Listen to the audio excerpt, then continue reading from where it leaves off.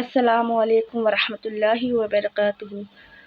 آج میں آپ کے سامنے ایک ایسی لیڈی کا ویڈیو لے کر آئی ہوں جنہوں نے عیسائیت چھوڑ کر اسلام دھرم اپنایا، اور انہوں نے قرآن اور اسلام کے بارے میں کیا بتایا۔ چلیے اس ویڈیو کو پورا دیکھتے ہیں۔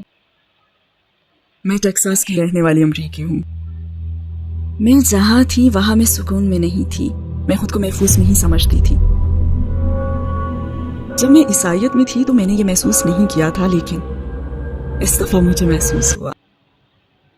ایک بالکل بے عیب کتاب، ایک ایسی کتاب جو صرف خدا کا کلام ہے۔ یہ لوگ خود کو دن میں 5 دفعہ دھوتے ہیں۔ اس لمحے کے بارے میں خوبصورت بات یہ تھی کہ میں گناہوں سے پاک ہو جاؤں گی اور یہ بالکل فریش سٹارٹ ہوگا۔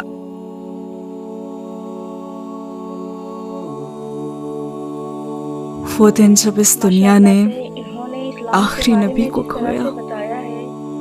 میں 14 سال سے انٹرویوز دے رہی ہوں اور ایسا پہلی دفعہ ہوا ہے کہ کسی نے مجھ سے یہ سوال پوچھا۔ ناجلہ ٹیمی کیپلر کون ہے؟ کیا آپ اپنے بیک گراؤنڈ کے بارے میں مختصراً کچھ بتائیں گی؟ ناجلہ ٹیمی کیپلر ٹیکساس میں پیدا ہوئی اور پلی بڑھی، جسے باہر جا کر کھیل کود کرنا پسند ہے۔ میں باسکٹ بال اور والی بال کھیلتی تھی اور ریس بھی لگاتی تھی۔ شاعری اور ڈرائنگ بھی انجوائے کرتی تھی، بلکہ اپنے ہائی اسکول میں نے آرٹ کے مقابلے میں بھی حصہ لیا۔ جب میں 5 سال کی تھی تو میرے والدین میں علیحدگی ہو گئی، اور جب میں 10 سال کی تھی تو میرے والد نے میری سوتیلی ماں سے دوسری شادی کر لی۔ اسکول اور چرچ کا ماحول جس میں پلی بڑی وہ کچھ ایسا تھا کہ آپ پر ذمہ داری ہے، آپ کو کچھ کر کے دکھانا ہے، کوئی تبدیلی لانی ہے، لہٰذا میں یہی کوشش کرتی تھی۔ مجھے عیسائیت کے 2 مختلف پہلو دیکھنے کا موقع ملا۔ ایک جس کا انتخاب میرے والد نے کیا جب میں ٹین ایجر تھی۔ جب اپنے ٹین ایج میں اپنی والدہ کے پاس رہنے گئی تو میں نے پھر عیسائیت کا دوسرا رخ دیکھا، بیپٹسٹ چرچ کا شدت پسند ذہنیت والا، ٹرینٹی اور کرسمس منانے والا پہلو۔ ان چیزوں نے مجھے نیا رخ دکھایا۔ میں دونوں طرف کے چرچ سے مستفید ہوئی، لیکن پھر بھی میں مطمئن نہیں تھی اور مزید کی تلاش میں تھی۔ عقیدے کے حوالے سے آپ کی زندگی کیسی تھی؟ کیا پہلے آپ کا کوئی عقیدہ تھا؟ جی ہاں، میری خوش قسمتی ہے کہ میں اپنے والد کے منتخب شدہ چرچ میں پلی بڑھی۔ وہاں ڈسپلن کا خاص خیال رکھا جاتا تھا۔ میں ہمیشہ سے ایک مذہبی ماحول میں رہی ہوں۔ جب میری ماں کو یہ چرچ بہت زیادہ سخت محسوس ہوا تو انہوں نے مزید وہاں نہ جانے کا ہی فیصلہ کیا، لیکن چونکہ میری پرورش میرے والد والے چرچ میں ہوئی تھی تو دونوں میں ایک واضح فرق تھا۔ مثال کے طور پر میرے والد والے چرچ میں حضرت موسیٰ علیہ السلام کے بنیادی احکام پر زور دیتے تھے، اور اس چرچ میں ریسرچ کا کام بھی بہت زیادہ ہوتا تھا، اور اسی ریسرچ میں ان کو پتہ چلا کہ امریکہ میں منائی جانے والی زیادہ تر چھٹیوں کا ایک جاہلانہ قسم کا بیک گراؤنڈ ہے۔ حتیٰ کہ بائبل کی آیات بھی ہیں جو کہ ان چھٹیوں کے مختلف پہلوؤں کے خلاف بات کرتی ہیں۔ مثال کے طور پر اپنے والد کے چرچ میں ہم کرسمس نہیں مناتے تھے کیونکہ بائبل کی آیات کے حوالے سے جیزس سال کے اس حصے میں پیدا ہی نہیں ہوئے تھے، لہٰذا 25 دسمبر ان کی تاریخ پیدائش نہیں ہے۔ اور دوسری بات یہ کہ بائبل اور جیریمایا یہ ظاہر کرتی ہیں کہ درخت کو سجانا ایک جاہلانہ قسم کا رویہ ہے، اور لوگ تو اسے سونے چاندی سے سجا کر مناتے ہیں اور پھر اس درخت کو پوجتے ہیں۔ ہمیں تو صرف خدا کی عبادت کرنی چاہیے، کسی اور چیز کی نہیں، اور انہوں نے واضح طور پر ایسا کیا۔ بلکہ ہمیں تو سالگرہ بھی نہیں منانی چاہیے جس پر ایک کیک پر کینڈلز جلا کر آپ وش مانگتے ہیں، لیکن آپ کو تو صرف خدا سے دعا کر کے مانگنا چاہیے نا، جو کہ ہمیں سب کچھ دے سکتا ہے۔ تو میرے والد کے چرچ میں ہم نے یہ محسوس کیا کہ یہ تو آگ کی پوجا کی طرح ہے۔ تو یہ کہ میرا عقیدہ تو تھا لیکن یہ کافی نہیں تھا۔ مجھے اپنے رب کا نام معلوم نہیں تھا جو کہ اللہ تعالیٰ ہے۔ میں نہیں جانتی تھی کہ اس کی رضا کے حساب سے میں کیسے اس کی عبادت کروں، یا پھر اس وقت مجھے معلوم ہی نہیں تھا۔ ہاں، مجھے میرے خوابوں میں اشارے ملتے تھے کیونکہ مجھے ڈراؤنے خواب آتے تھے، اور میں نے جو کچھ بھی سیکھا میں اس پر مطمئن نہیں تھی، اور میں جہاں تھی میں وہاں سکون میں نہیں تھی، میں خود کو محفوظ نہیں سمجھتی تھی۔ خاص طور پر ایک نوعمر کے طور پر میں اپنی جستجو میں مزید گہرائی تک پہنچ گئی، کیونکہ میری بے چینی کا احساس بڑھتا ہی جا رہا تھا، یہ جاننے کے لیے کہ اصل سچائی کیا ہے، درست جواب کہاں ملیں گے۔ ایک دفعہ مجھے خیال آیا کہ اپنا لیگل پیڈ نکالوں اور ایک ڈیبیٹ میں جوابات ڈھونڈوں، یعنی تلاش جاری رکھوں اور ریسرچ کروں کہ آخر سچ کیا ہے۔ لہٰذا میں نے اپنا زرد لیگل پیڈ نکالا، اس پر اپنے سوالات لکھے، اور پھر میں نے اپنی والدہ کے منسٹر سے اپوائنٹمنٹ لی اور میں چرچ چلی گئی۔ جب میں داخل ہوئی تو میں نے دیکھا کہ یہ گہرے سبز چمڑے اور بھوری لکڑی کے فرنیچر سے مزین پر آسائش جگہ تھی۔ مجھے شک ہونے لگا کہ یہ اٹارنی کا آفس ہے یا کچھ اور۔ خیر، یہ ایک بڑا سا چرچ تھا اور مجھے ویسے یہاں سادگی کی ہی توقع تھی اور کچھ شائستہ سے ماحول کی۔ بہرحال میں گہرے سبز چمڑے کی ایک بڑی سی کرسی پر جا کر بیٹھ گئی جو کہ ان کی ایک لکڑی کی بڑی سی میز کے سامنے ہی رکھی ہوئی تھی۔ پھر میں نے اپنے سوالات پوچھنے شروع کیے۔ میں نے کہا کہ مجھے اپنے والد کے چرچ میں کچھ ایسی چیزوں کا تجربہ ہوا ہے جبکہ آپ کے چرچ میں تو کچھ اور ہے، تو یہ فرق کیوں ہے؟ جبکہ کتاب تو ایک ہی ہے، مذہب بھی ایک ہی ہے، تو پھر یہ فرق کیوں ہے؟ آپ کرسمس کیوں مناتے ہیں, آپ پورک کیوں کھاتے ہیں. انہوں نے مجھے کچھ جوابات دیے, لیکن مجھے یہ معلوم نہیں ہو سکا کہ یہ جوابات انہیں کہاں سے ملے ہیں. کیا یہ ان کے اپنے خیالات تھے, یا پھر چرچ آرگنائزیشن کے خیالات تھے, یا پھر انہوں نے یہ اپنی تھیولوجی اسکول میں سیکھا. خیر ان کے جو بھی جوابات تھے وہ مجھے مطمئن نہیں کر سکے, کیونکہ انہوں نے کتاب تو کھولی ہی نہیں کہ بائبل کھول کر مجھے دکھائیں کہ یہ رہا جواب.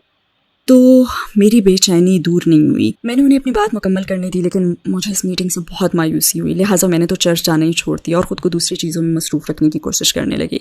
جیسا کہ میں نے کہا کہ میں اسپورٹ ٹیم میں تھی اور پڑھ بھی رہی تھی. اس کے علاوہ مجھے آرٹ اور ڈرائنگ اور شاعری وغیرہ میں بھی دلچسپی تھی, لیکن اس سے بھی مجھے سکون نہیں ملا. مطلب مجھے اپنے اندر خالی پن محسوس ہوتا تھا, جیسے میں خود کو کھو چکی ہوں اور بہت ہی خوفزدہ محسوس کر رہی تھی. تو پھر میں نے سوچا کہ چلو یہ تو مجھے معلوم ہے کہ خدا موجود ہے اور نبی بھی آئے تھے, اور یہ بھی کہ خدا نے اپنی کتابیں اتاری ہیں, لیکن یہ نہیں جانتی تھی کہ وہ کیا ہیں. تو میں نے دعا مانگنی شروع کر دی کہ اے خدا مجھے عقل و فہم دے, مجھے رہنمائی چاہیے, کیونکہ میں جاننا چاہتی تھی کہ سچ کیا ہے اور اس پر عمل کیسے کرنا ہے. تو میں نے سوچا کہ ٹھیک ہے, اب مجھے اپنی روح کو سکون پہنچانے کے لیے کچھ اور تلاش کرنا چاہیے, کیونکہ میرے حساب سے یہ سب کچھ تو کافی نہیں ہے. میرا دن رات دعائیں مانگنا کہ اے خدا مجھے ہدایت دے. ایک کوشش تو تھی, لیکن یہ سب کافی نہیں تھا. میں اپنی ماں والے چرچ بھی گئی, ٹاؤن میں بیپٹسٹ چرچ گئی, جو کہ میری یونیورسٹی جانے والے مقام سے 1-8 گھنٹے ہی کے فاصلے پر تھا. جب میں وہاں گئی تو میں نے دیکھا کہ لوگ خدا کی محبت سے انسپائر ہیں, اور ان کی یسوع علیہ السلام کے لیے قدردانی کا مشاہدہ کیا, اور یہ بھی کہ وہ سب ایک دوسرے کا بہت خیال رکھتے ہیں, مسکراتے چہروں, اچھے الفاظ اور ہیلپ فل نیچر کے ساتھ. یہ سب کچھ مجھے بہت اچھا لگا, اور میں نے سوچا کہ اس چرچ میں جا کے دیکھتے ہیں. تو پھر میں نے ہر اتوار کو اسی چرچ جانا شروع کر دیا. یہ ٹاؤن کے دوسری طرف ایک بہت بڑا چرچ تھا, اور ایک چیز جو مجھے بہت اچھی لگی کہ وہاں تصویریں نہیں تھیں. لیکن پھر کچھ ہی عرصہ جانے کے بعد مجھے دوبارہ سے احساس ہونے لگا کہ یہ وہ نہیں ہے جس کی میری روح کو طلب ہے, جو میری روح کو مطمئن کر دے. ہاں یہ ہے کہ میں ایک ایسے ماحول میں تھی جو مجھے خدا کی یاد دلا رہا تھا, اور بائبل کے کچھ ایسے الفاظ کو سمجھنے میں مددگار بھی تھا جو کہ انسپائر کرنے والے اور متاثر کن تھے. خیر وقت گزرتا گیا اور میری دعائیں بھی جاری تھیں, اور اس کے نتیجے میں خدا نے میرے لیے مدد بھیجی. میں جس یونیورسٹی جاتی تھی وہاں ایک مشترکہ دوست تھا, وہ بھی کیمپس میں اسٹوڈنٹ سینٹر جاتا تھا, اور اس کا نام روم تھا. روم کا ہی ایک دوست تھا جو کہ کچھ مختلف سا تھا. وہ ایک ترک مسلمان تھا, لیکن اس نے صرف تجسس کی وجہ سے چرچ جانے کا فیصلہ کیا کہ یہ کیسا ہے. میں جانتی تھی کہ روم اس کو عیسائیت کی طرف لانے کے لیے اس کی مدد کر رہا ہے, لیکن اس بندے کے دل میں کیا ارادہ ہے اس چرچ میں جانے کے لیے, اس کے بارے میں نہیں جانتی تھی. لیکن جب میں اس سے ملی تو میں اس کی ایک عمل سے بہت زیادہ متاثر ہوئی تھی, اور وہ یہ تھا کہ جب ہم چرچ کی ایک یوتھ ایکٹیویٹی کینو ٹرپ پر گئے, جب ہم لنچ کر رہے تھے تو اس نے پوچھا کہ کون سے کھانے میں پورک نہیں ہے. تب مجھے خیال آیا کہ یہ تو بہت انٹرسٹنگ ہے, کیونکہ میں بھی ابھی تک پورک نہیں کھا رہی تھی. یہ میرے ان عقائد میں سے ایک تھا جو کہ میں نے اپنے والد والے چرچ سے سیکھے تھے. تو میں نے سوچا کہ یہ تو بہت انٹرسٹنگ ہے, مطلب یہ پورک کیوں نہیں کھا رہا. اور پھر اس نے بتایا کہ یہ اس کے مذہب کا حصہ ہے. تو میں نے سوچا کہ یہ تو واقعی انٹرسٹنگ ہے, اور یہ بندہ میری سرچ میں بہت زیادہ ہیلپ فل رہا. آپ یوں کہہ لیجیے کہ ایسا اعلیٰ کار جسے خدا نے میری مدد کے لیے بھیجا. جب میرے اس شخص سے 1991 میں سامنا ہوا تو اس نے مجھے اسلام کے بنیادی عقائد کے بارے میں مسجد سے چھوٹے چھوٹے بروشرز لا کے دینا شروع کر دیے. اور مزے کی بات یہ کہ مجھے ان چیزوں میں اور اپنے والد کے چرچ میں سیکھی گئی چیزوں میں بہت زیادہ مماثلت نظر آئی. اسی طرح اس نے ایک مجھے اور بھی بروشر لا کے دیا, اور یہ ایک کتاب کے بارے میں تھا جس کا نام قرآن مجید تھا, اور یہ خالص اللہ کا کلام تھی. یہ کلام صرف اسی کا تھا. بائبل کے معاملے میں یہ واضح نہیں تھا کہ چیپٹرز کے لکھاری کون ہے, کس کے الفاظ استعمال کیے گئے ہیں, جبکہ قرآن مکمل طور پر اللہ کا کلام ہے. مجھے اس میں بہت گہرائی محسوس ہوئی. یعنی ایک ایسی کتاب جس میں کوئی شک نہیں, ایک ایسی کتاب جو صرف اللہ کا کلام ہے, اور اس نے قیامت تک اس کی حفاظت کا وعدہ کیا ہے, کیونکہ اللہ کے آخری نبی حضرت محمد صلی اللہ علیہ وسلم ہیں جن پر یہ کتاب نازل ہوئی. اور یہ آپ صلی اللہ علیہ وسلم کے الفاظ بھی نہیں ہو سکتے, کیونکہ آپ صلی اللہ علیہ وسلم امی تھے, اور آپ صلی اللہ علیہ وسلم کو تو پچھلے مذاہب کا علم بھی نہیں تھا. یہ خالص وحی تھی, اور اسی بات نے مجھے بہت انسپائر کیا. اور ہم اس وقت 1991 کی بات کر رہے ہیں, جب کوئی انٹرنیٹ نہیں تھا, اور اسلام کے بارے میں انگلش میں مواد تو تقریباً ہی ناپید تھا. میرا نصیب یہ کہ مجھے ایک چھوٹی سی کتاب مل گئی جو کہ اسی شخص نے مجھے ڈھونڈ کر دی ہماری یونیورسٹی لائبریری سے, جو کہ 7 سالہ منزلہ کتابوں پر مشتمل تھی. اور اس نے یہ کتاب ڈھونڈی, امام نووی's 40 حدیث. اور اس چھوٹی سی کتاب کو پڑھنے میں 2 راتیں صرف ہوئیں, کیونکہ اس کو سرسری سے نہیں پڑھا جا سکتا تھا. اس نے مجھے بتایا کہ میرا خدا کون ہے, اللہ ہے. اس نے مجھے بتایا کہ خدا نے میرے لیے کون سا مذہب چنا ہے. اس نے مجھے ان باتوں کے بارے میں بتایا جس پر عمل کر کے میں زندگی بہترین طریقے سے گزار سکتی تھی, اور یہ بالکل سچ تھا. تو یہ ایک بڑا فرق تھا عام دانائی کے الفاظ میں اور حضرت محمد صلی اللہ علیہ وسلم کی احادیث اور قرآن کی آیات کے الفاظ میں, کیونکہ قرآن اور حدیث بالکل سچ پر مبنی ہے اور بہت ہی جامع الفاظ میں, کیونکہ یہ ہمارے لیے, یہ مذہب, اس کی تعلیمات, یہ سب کچھ ہمارے لیے ہے. اور ساتھ کی طرف سے جو سب جانتا ہے، سب جاننے والا، اور خوش قسمتی سے یہ نام میں نے اس آیت میں بھی پڑھا تھا، سب جاننے والا. لیکن مجھے مکمل طور پر ان معلومات کا علم نہیں ہو سکا جب تک کہ مجھے اسلام نہ ملا. لہٰذا یہ کہنے کی ضرورت نہیں ہے کہ اسی نالج سے انسپائر ہو کر اور طرز زندگی کے بارے میں مزید معلومات حاصل کی جو کہ اس قدر مکمل تھیں کہ یہ ساری دنیا کے مسائل کا حل ہے، یا ہو سکتی ہیں اگر ان پر صحیح طریقے سے عمل کیا جائے. میں اتنی انسپائر ہوئی کہ کچھ ہی عرصے میں مسلمان ہو گئی، الحمدللہ. آپ نے اسلام کے بارے میں پہلی بار کب سنا؟ یقین کریں مجھے ٹھیک سے یاد نہیں ہے کہ میں نے اسلام کے بارے میں پہلی بار کب سنا. یہ شاید میری ورلڈ ہسٹری کے ٹیچرز تھے جو پوری کلاس کے سامنے کھڑے ہو کر بہت جوش سے وضاحت کرتے تھے. مجھے مس ولیم ابھی بھی یاد ہے، وہ بہت پرجوش تھیں کہ وہ کلاس کے سامنے کھڑی ہوں اور ایسا کہتی ہیں کہ یہ لوگ خود کو دن میں 5 مرتبہ دھوتے ہیں. وہ وضو کی بات کر رہی تھی جو کہ مسلمان نماز سے پہلے کرتے ہیں. لیکن اس وقت میں اسلام کے بارے میں کچھ جانتی نہیں تھی، حتیٰ کہ اس لفظ سے بھی میں واقف نہیں تھی کہ یہ کوئی مذہب ہے یا پھر کسی شخص کا نام ہے جو اسی پر عمل کرتا ہے یا جو بھی ہے. مطلب میں بالکل ہی لا علم تھی، لیکن مجھے ان کا جوش یاد ہے ابھی تک. اور جب میں بعد میں مسلمان ہو گئی تب میں سمجھی کہ اچھا وہ اصل میں نماز سے پہلے وضو کرنے کی بات کر رہی تھی. یہ تو زبردست ہے. تو یہ کچھ اشارے تھے جو ظاہر ہوئے. لیکن میں چونکہ ٹیکساس میں بائبل بیلٹ میں رہتی تھی، مطلب وہاں پڑوس کے سارے گھر اپنی جگہ ایک چھوٹے سے چرچ کی مثال پیش کرتے تھے. چرچ جانا میری پرورش کا ایک اہم حصہ تھا، تو میں کبھی بھی کسی مسلمان سے ملی نہیں تھی. یہ شروعات کچھ اجنبی جگہ سے ہی ہوئی، جیسے کہ ایک فلم جو میں نے دیکھی، یہ ماڈرن ٹرم اسلاموفوبیا پر مبنی تھی کیونکہ اس میں مسلم لیڈ رول منفی قسم کا تھا، جیسے غیر ملکی خواتین کا اغوا، ہاتھ کا کاٹنا، گردن اڑا دینا اور اسی قسم کی اسلام کو غلط طریقے سے پیش کرنے والی چیزیں تھیں. لیکن عجیب بات یہ ہے کہ میں نے اس فلم سے یہ میسج حاصل نہیں کیا، بلکہ فلم کے آخر میں وہ خاتون جسے اغوا کیا جانا تھا اس نے پردہ شروع کر دیا تھا. تو اس کا ایسے ڈریس میں تصور بس میرے ذہن میں رہ گیا. اسلام کے بارے میں خاص طور پر ریسرچ کرنے سے پہلے جو شخص مجھے اسلام سے متعارف کروا رہا تھا وہ مجھے باپردہ لباس پہننے کی طرف مائل کر رہا تھا، جیسے کہ ٹائٹ پینٹس اور شارٹ منی اسکرٹس کے بجائے تھوڑے ڈھیلے اور لمبے کپڑے پہنوں، لوگوں کو اپنا جسم دکھانے کے بجائے اپنی شخصیت دکھائی جائے. اور میں نے سوچا کیوں نہیں، یہ تو زیادہ آرام دہ ہے. اس نے کہا آپ کو میک اپ کی بھی ضرورت نہیں ہے. اور پھر ایک دن اس شخص نے کہا کہ کیا آپ کے پاس اسکارف ہے؟ تو میں نے کہا ہاں یہ رہا. اس وقت میں اسکارف فیشن کے طور پر گردن یا کمر کے گرد لپیٹ لیتی تھی. تو وہ مجھے کہتا کہ اچھا یہ ذرا مجھے دیں گی آپ؟ میں نے سوچا ٹھیک ہے. تو اس نے سوال کیا کہ کیا آپ اس سے اپنا سر ڈھک سکتی ہیں؟ میں نے سوچا یہ بھی کر لیتی ہوں. پھر اس نے سوال کیا کہ اب کیسا فیل ہو رہا ہے؟ اور میرا پہلا جواب تھا کہ ڈفرینٹ. پھر میں نے سوچا کہ چلو یہ بھی کر کے دیکھ لیتے ہیں. اور اس وقت سردیاں بھی تھی تو میرے پاس ایک اچھا بہانہ تھا اسے اوڑھنے کا. میں گہرے سبز رنگ کا اسکارف سر پہ لپیٹ کر ورلڈ ہسٹری کی کلاس میں چلی گئی. میرے ٹیچر آئے، انہوں نے حاضری لی اور میری طرف دیکھا تو کہا کہ آج کچھ ڈفرینٹ لگ رہی ہو. وہ ورلڈ ہسٹری ٹیچر تھے، انہیں پتا تھا کہ مسلمان کیسے نظر آتے ہیں. تو ہم نے اپنی کلاس مکمل کر لی اور پھر میں وہاں سے باہر آ گئی. تو میں نے کہا کہ یہ صرف ایک تجربہ ہے، مجھے مزید سوالات نہیں چاہیے. اور پھر میں مطالعے کے لیے اپنے دوست کے ساتھ لائبریری چلی گئی. ہم دروازے سے گزر رہے تھے اور میرا دوست بہت خوش تھا. اس نے کہا کہ دیکھو مسلمان بھی آ گئے. میں قریب آئی تو اس نے کہا کہ 1 منٹ، کیا یہ وہی ٹیمی ہے؟ خیر وقت گزرنے کے ساتھ جب ہماری اسٹڈیز مکمل ہوئی تو میں نے پردہ کرنے کا فیصلہ کیا. لیکن میں نے اس طرح پردہ نہیں کیا جس طرح ایک مسلمان کو کرنا چاہیے، بس اپنا سر ڈھکنا شروع کر دیا تھا.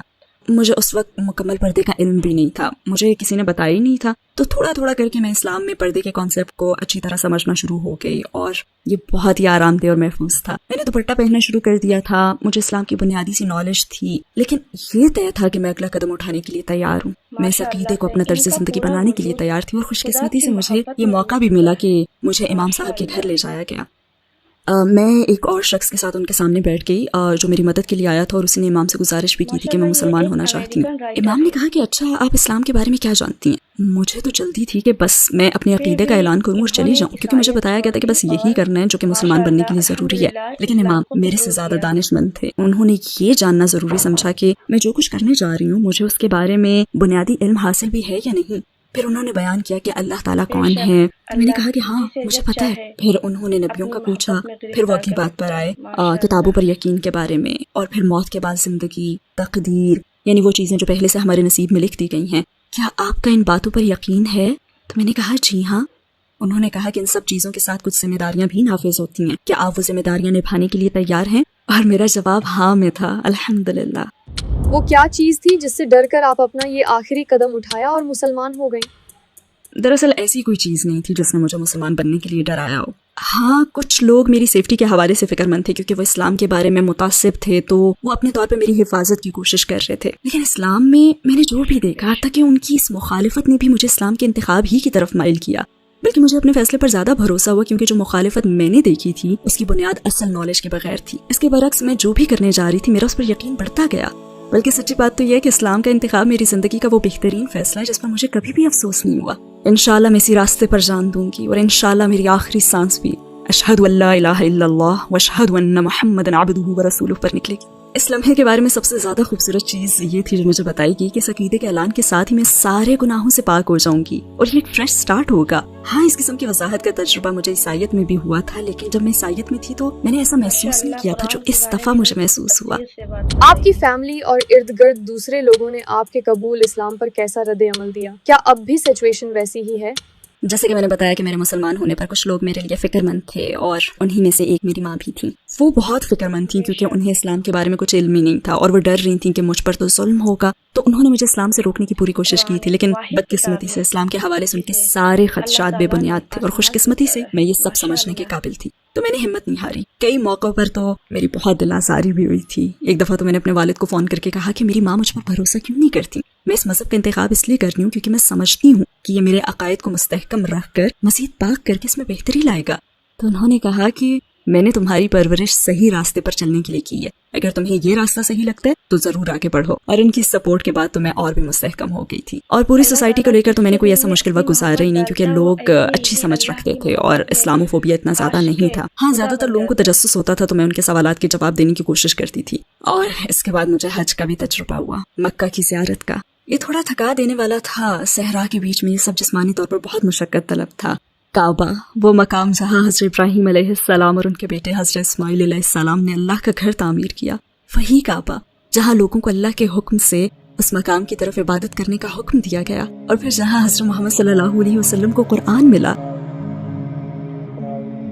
अल्लाह ताला का ये कलाम हज़रत जिब्राईल अलैहिस्सलाम के जरिए इस दुनिया में उतारा गया अल्लाह के चुने हुए बंदे पर, यानी हज़रत मोहम्मद सल्लल्लाहु अलैहि वसल्लम पर, इसी मकाम पर। और मैं वहाँ खड़ी थी।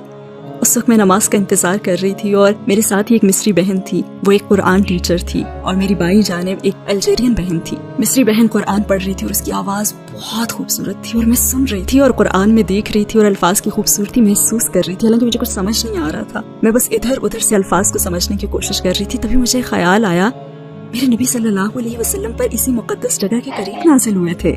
मैं इधर उधर देख रही हूँ कि ये कैसे हुआ कि एक टेक्सास की रहने वाली एक मिस्री और अल्जीरियन बहन के दरमियान मौजूद है। दुनिया के कितने मुख्तलिफ हिस्सों से लोग वहाँ आए थे और क्या चीज हमें जोड़ रही है। ये कोई मामूली चीज नहीं है, ये अकीदा है, अल्लाह ताला की वहदानियत है, ये नबी सल्लल्लाहु अलैहि वसल्लम से मोहब्बत है और इस किताब से मोहब्बत है। ये सोच इतनी जबरदस्त थी कि मैंने रोना शुरू कर दिया और मैं रोती चली गई। मतलब इस खुशी और लुत्फ के जज्बात को रोक ही नहीं पा रही थी। और ये बहुत डीप फीलिंग्स थी, बहुत ही जबरदस्त और थका देने वाली। और इसी कनेक्शन ने मुझे इस हकीकत की याद दिलाई कि मैं मग़फ़िरत के तलबगारों के बीच में हूँ, मैं सच्चाई और पाकीज़गी हासिल करने के बीच में हूँ। अल्लाह ताला बहुत रहम करने वाला है। मुझे उसके और अपने दरमियान किसी सहारे की जरूरत नहीं है, मुझे इसके अलावा किसी से कुछ मांगने की भी जरूरत नहीं है। और उसी ने तो मुझे ये मौका दिया कि मैं उसके घर आऊँ और इंसानियत से कनेक्ट हो जाऊँ, इस इंसानियत से, शुरू के वक्तों से ही अहले ईमान से, और इसी कम्युनिटी का हिस्सा बन जाऊं। ये एक ऐसा कनेक्शन था जिसका तजुर्बा मुझे पहले कभी भी नहीं हुआ था और मैं इसके लिए बहुत शुक्रगुजार हूँ। अगर आपको नबी करीम सल्लल्लाहु अलैहि वसल्लम की हयात से किसी एक दिन को देखने का मौका मिले तो आप किस दिन का इंतखाब करेंगी?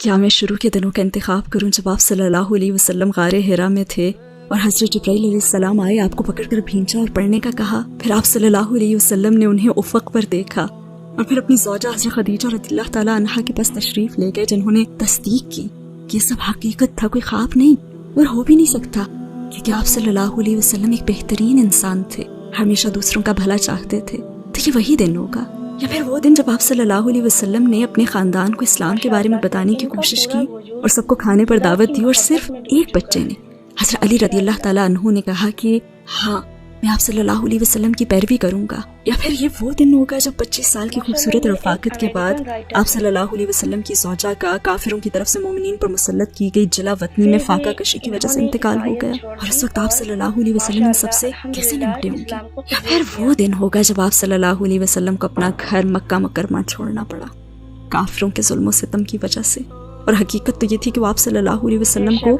नाउज़ुबिल्लाह कत्ल करना चाहते थे। या फिर वो दिन होगा जब आप सल्लल्लाहु अलैहि वसल्लम ने रात को मक्का से यरूशलेम का सफर किया, जन्नतों में उठाए गए और हर जन्नत में दूसरे नबियों से मुलाकात करना, यहाँ तक कि अपने रब के पास जा पहुंचे और अल्लाह ताला ने आप सल्लल्लाहु अलैहि वसल्लम को नमाज पढ़ने का कहा। پھر آپ صلی اللہ علیہ وسلم نماز کے اس تحفے کو لے کر واپس آئے اور اہل ایمان نے اسے خوشی سے قبول کیا، اور کافر آپ صلی اللہ علیہ وسلم کو نعوذ باللہ دیوانہ سمجھتے تھے۔ یا پھر یہ وہ دن ہوگا جب آپ صلی اللہ علیہ وسلم کا وصال ہوا، وہ دن جب دنیا نے آخری نبی کو کھو دیا۔ موت کے فرشتے نے آپ صلی اللہ علیہ وسلم سے آپ کی ترجیح پوچھی، آپ صلی اللہ علیہ وسلم نے اس دنیا پر اللہ تعالیٰ کو ترجیح دی۔